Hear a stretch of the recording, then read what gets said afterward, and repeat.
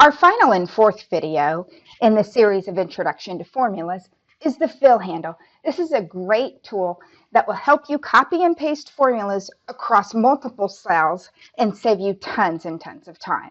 So let's go ahead and jump back in to the workbook marketing budget where we've got our formulas all completed. We're going to make B7 our active cell, and this time we're going to come all the way up to that and take our mouse and place it in the bottom right-hand corner of the specific cell.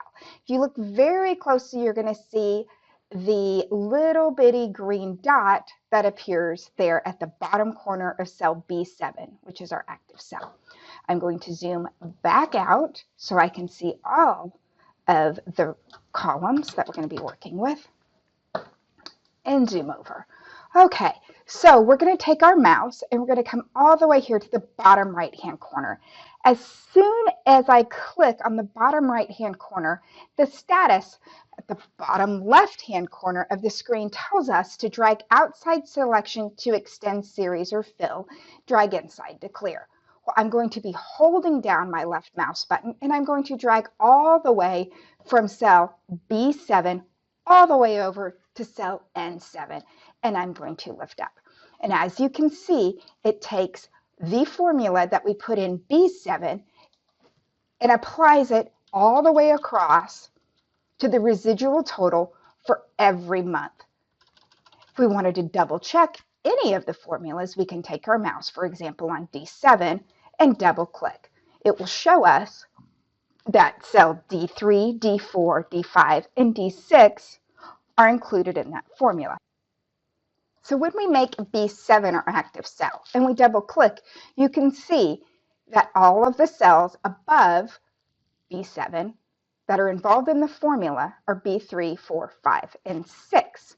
When we hit enter and we use the fill handle and go all the way across, Microsoft Excel is very smart and it says those cells that were in B5,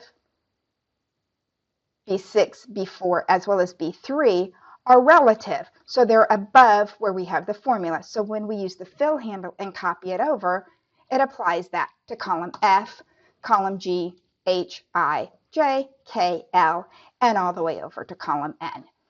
If we take our mouse and we continue using the fill handle, this time we're going to apply a couple more attributes to cell B14. And we're going to increase it, the font size, to 11, which makes it just a little bit bigger. We're going to take our fill handle, and once again, when we take it and we click on the lower right-hand corner of cell B14, and we drag it across and lift up. We're going to do this 3 more times in this exercise, and this time we're going to go to the grand total. We're going to make it bold, and we're going to also change the color to green, okay? So when you use the fill handle, not only does it copy the formula, it also copies all of the formatting attributes. And examples of formatting attributes are bold, the font size, as well as the font color. So we've changed this to bold, we've increased it to 12, and we've changed the color to green. Once again, we're going to come down here to the bottom right-hand corner of our active cell, which is cell B17, and we're going to drag all the way across to cell N17, and we're going to lift up. Now you can also do the fill handle when there are cells that are right next to each other.